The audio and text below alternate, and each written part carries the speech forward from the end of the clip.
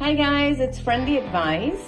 Today I'm going to show you how to clean your oven, oven fan filters. Very easy to do.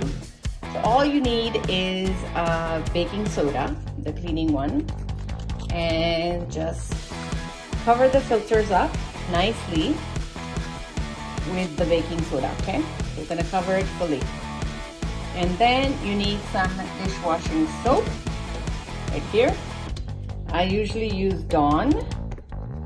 Just put a lot of Dawn, and then you gotta cover it all up nicely with a brush and let it rest for 30 minutes. And then I'll show you what to do next. So the last step is adding extremely hot water. So I'm using my kettle. I boiled some water and I'm putting it on the filters.